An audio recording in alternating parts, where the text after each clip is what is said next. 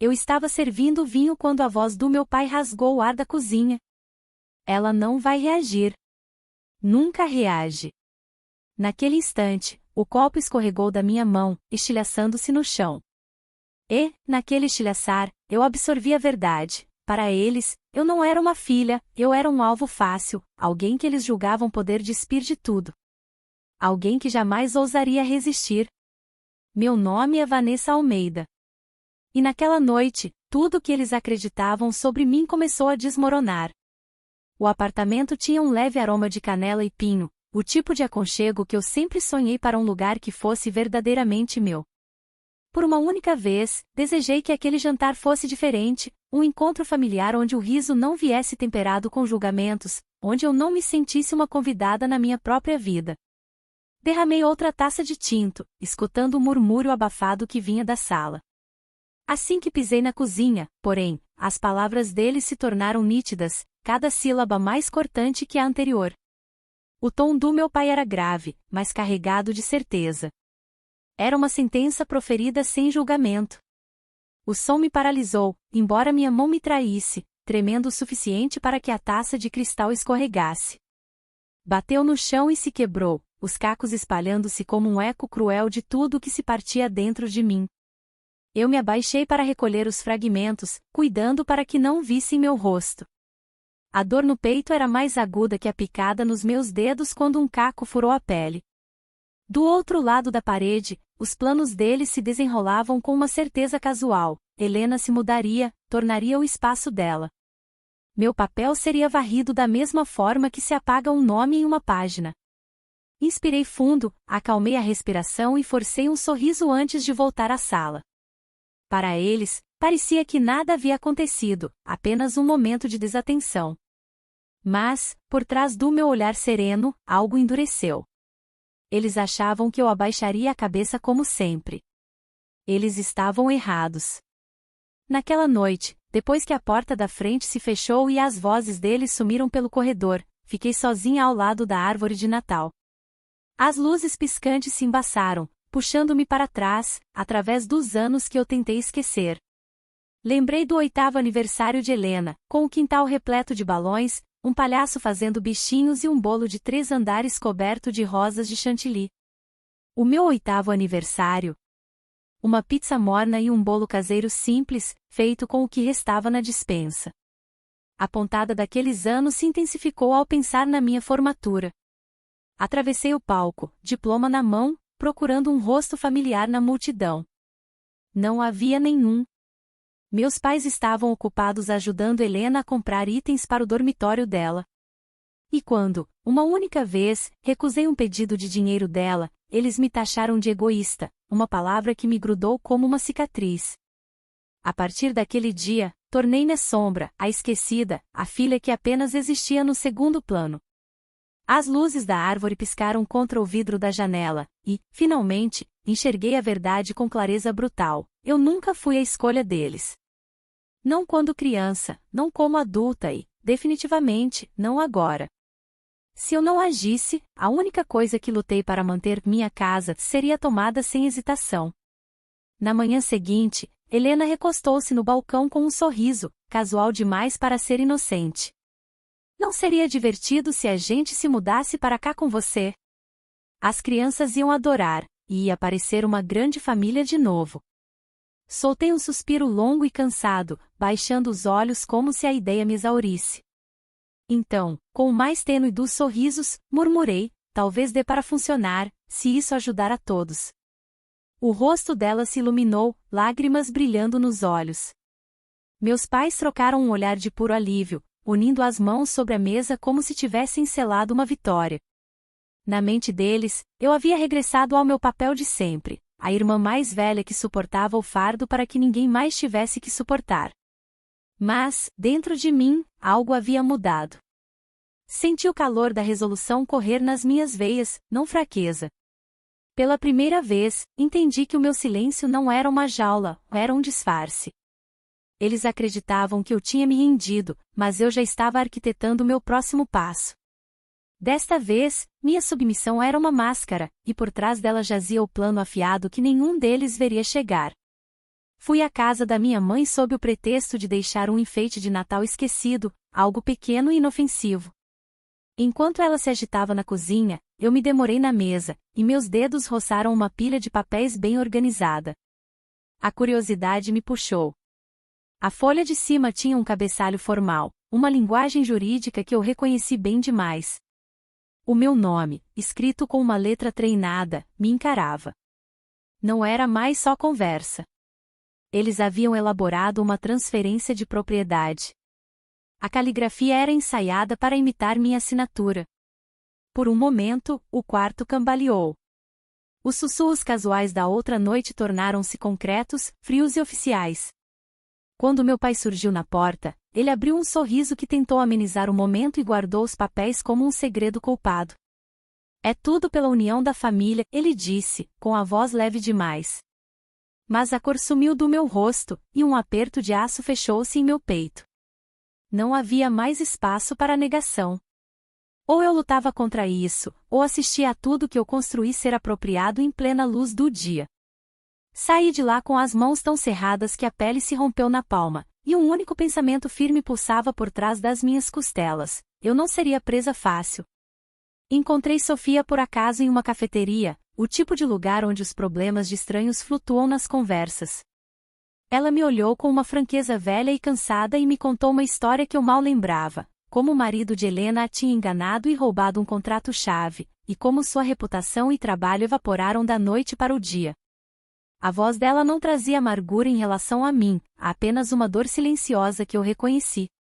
Quando mencionei o apartamento, ela pousou a xícara. Se você quiser cair fora, ela disse sem hesitar. Eu compro. Pelo preço de mercado, e sem drama. A oferta veio como um bote salva-vidas. No zumbido das máquinas de café e o tilintar das xícaras, um novo plano se cristalizou: vender, garantir os fundos e negar-lhes a satisfação de roubar a minha vida. Naquela semana, os documentos de venda foram assinados em segredo, as transferências direcionadas para um fundo intocável. Voltando para o meu escritório, uma calma que eu não sentia há anos se instalou em mim. Uma calma entremeada com a emoção aguda do controle.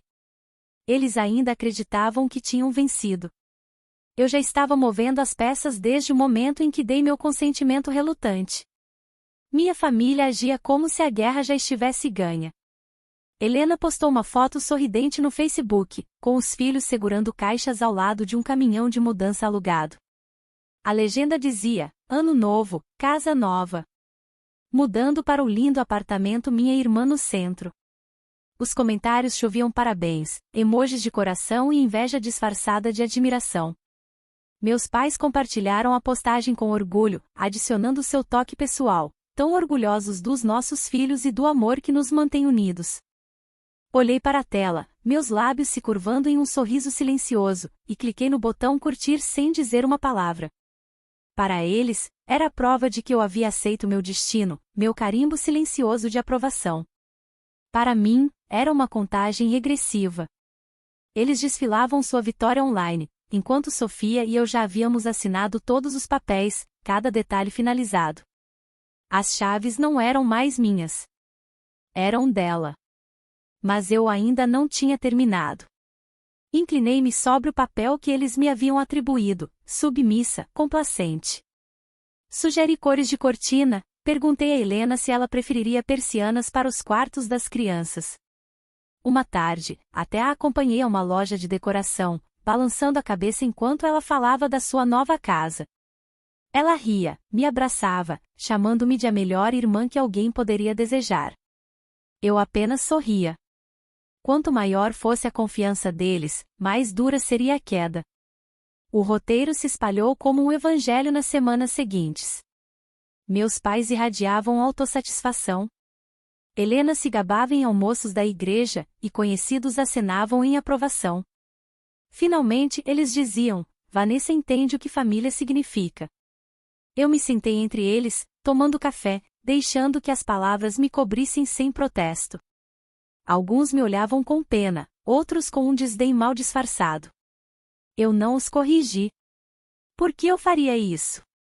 O silêncio era o meu escudo, e estava funcionando melhor do que qualquer arma. A arrogância só aumentava. Em um domingo, ouvi meu pai comentar com um velho amigo sobre organizar a papelada assim que Helena se instalasse.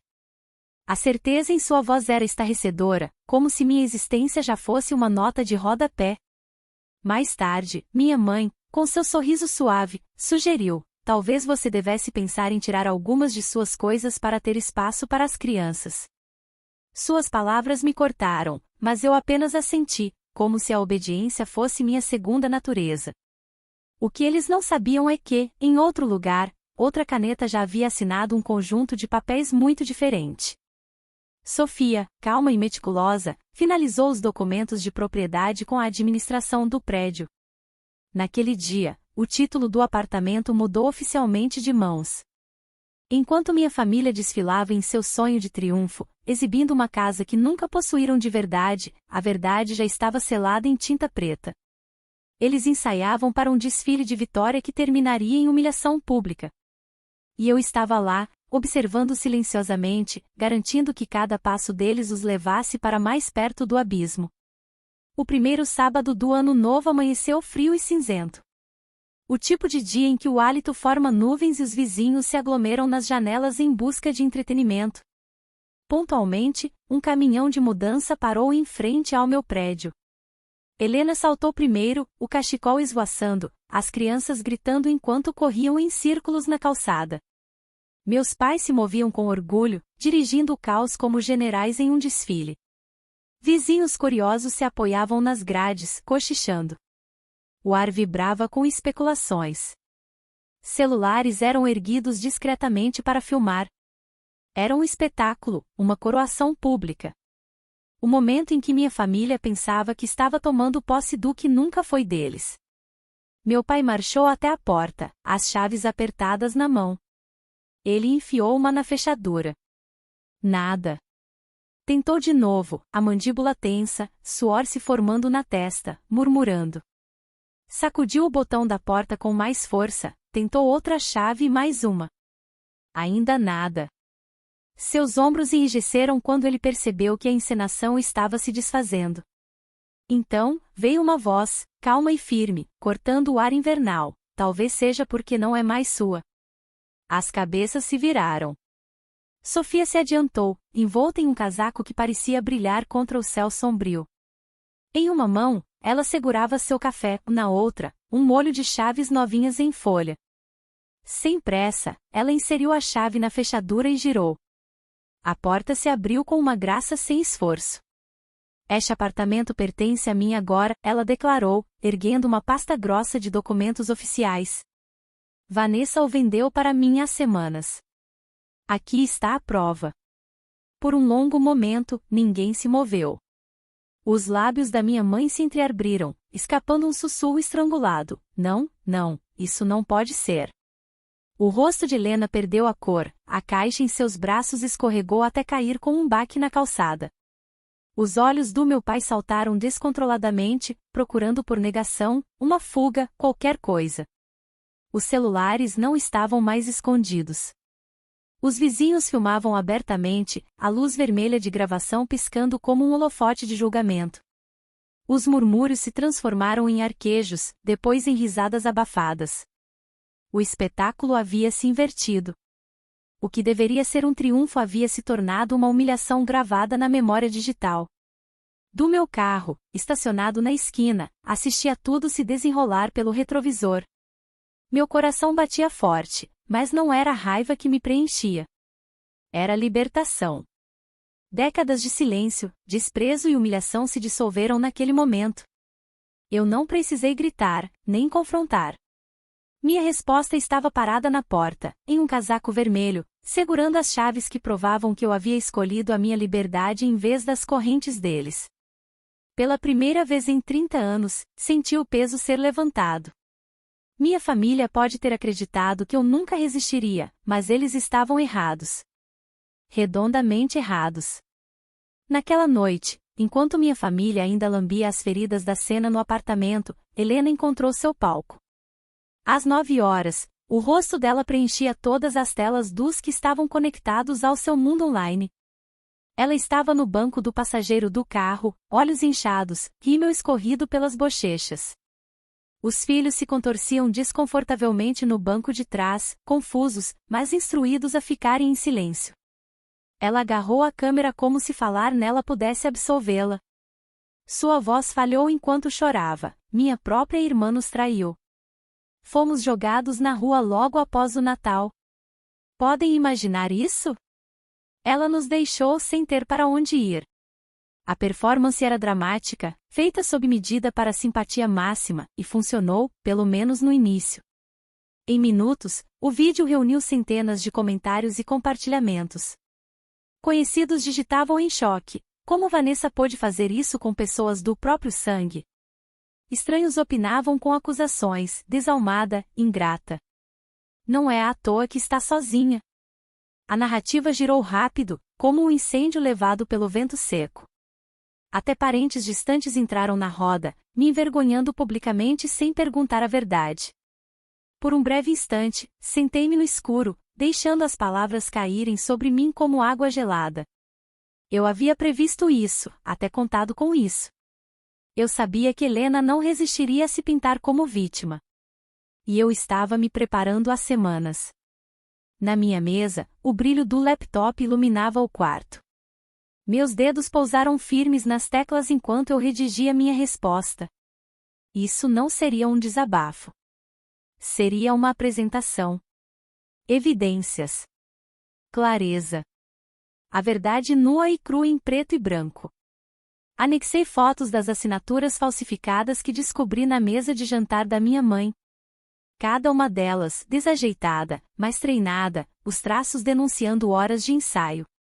Adicionei a troca de e-mails onde meus pais discutiam a mudança de Helena para o apartamento.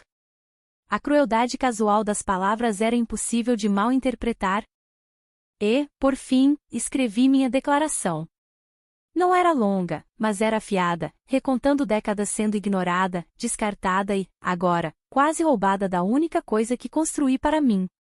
Quando cliquei em publicar, o silêncio se esticou, fino como o ar antes de uma tempestade. Então, como um dique se rompendo, as respostas vieram. As notificações acenderam meu telefone em rápida sucessão. Minha postagem se espalhou mais rápido que o vídeo de Helena, ricocheteando em grupos comunitários, fóruns de ex-alunos e até mesmo páginas de bairros locais. Os comentários começaram a mudar, devagar no início, depois em uma onda. Vanessa, eu me lembro do dia da sua formatura. Você estava naquele palco sozinha. Eu sempre me perguntei onde estava sua família. Agora eu sei. Helena me deve 5.000 daquele esquema de pirâmide que ela estava vendendo. Nunca pagou um centavo. As pessoas precisam ver quem ela realmente é.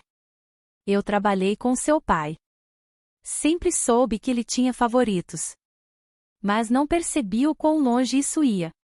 Isso é vergonhoso. Uma após a outra, vozes do meu passado vieram à tona. Ex-colegas de classe admitiram que tinham visto sinais. Vizinhos se lembraram de anos observando Helena ser elogiada enquanto eu era ignorada.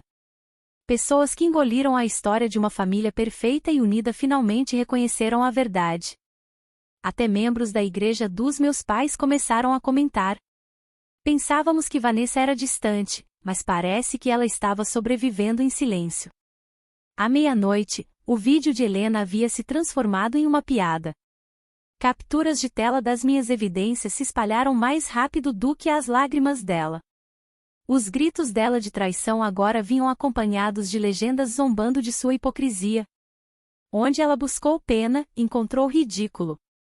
Meus pais tentaram controlar os danos. Meu pai emitiu uma declaração, tropeçando em desculpas. Os documentos eram rascunhos. O plano tinha sido tirado de contexto. Mas as desculpas só pioraram as coisas. As pessoas não são idiotas. Elas sabem quando a verdade está clara diante delas. Cada negação torcia a faca mais fundo, pintando-os como mentirosos que finalmente foram pegos. O impacto não ficou confinado às telas. Logo no dia seguinte, minha mãe entrou no supermercado e sentiu a mudança imediatamente. Os corredores se abriam, sussurros a seguiam em cada fila. Na igreja, ninguém se sentava perto deles. As conversas cessavam quando eles se aproximavam. Os filhos de Helena voltaram da escola confusos, perguntando por que os colegas estavam rindo de vídeos da família no TikTok. A humilhação infiltrou-se em cada canto de suas vidas, implacável e pública. Por décadas, eles exibiram uma imagem de união e retidão. E agora, essa máscara estava sendo arrancada. A verdade não foi apenas exposta. Ela foi amplificada, dissecada e compartilhada até que todos soubessem. E durante tudo isso, eu não senti triunfo da maneira que Helena devia esperar. O que senti foi algo muito mais silencioso, muito mais forte. Senti clareza. Passei a vida inteira acreditando que meu silêncio era fraqueza. Naquela noite, percebi que ele sempre foi poder. Eu não precisei gritar, nem brigar, nem implorar para que acreditassem em mim. Tudo o que eu precisei foi de luz. E quando ela brilhou sobre eles, queimou todas as mentiras que haviam construído até o chão. Alguns meses depois, as rachaduras que se formaram na fachada da minha família se alargaram até que tudo desmoronou. Helena perdeu o emprego. Seu empregador não quis aguentar o escândalo que ela carregava consigo. Seu marido pediu o divórcio logo em seguida, ficando com a custódia dos filhos que ela antes exibia como troféus. Meus pais, destituídos de seu status e de sussurros de admiração, enfrentaram apenas escárnio. Na igreja, os bancos se afastavam. Na vizinhança, ninguém acenava. A vergonha tornou-se insuportável, e eles foram forçados a vender a casa suburbana que valorizaram por 30 anos. A nova realidade deles foi um apartamento alugado apertado, mal um terço do tamanho do apartamento que tentaram roubar. Eu me retirei de Boston discretamente. Sem anúncios, sem despedidas. Meu novo lar fica na costa do Maine. Um apartamento modesto onde as manhãs começam com o estrondo das ondas contra as rochas e a primeira luz entrando pela minha janela. Cada dia, tomo café em silêncio, meu telefone abençoadamente parado. Sem culpa, sem súplicas, sem tentativas tímidas de reconciliação. Certa manhã, escrevi minha última mensagem para eles. Eu não abandonei a família. Eu abandonei o veneno que vocês chamavam de amor. E não me arrependo. Com um sorriso calmo, fechei o laptop. Pela primeira vez em décadas, a liberdade não era apenas uma ideia. Ela era minha. Obrigada por ouvir a história da Vanessa. Se você gostou desse vídeo, por favor curta e compartilhe para nos apoiar a trazer mais histórias inspiradoras, e se inscreva no canal para não perder nenhum lançamento. Até o próximo vídeo.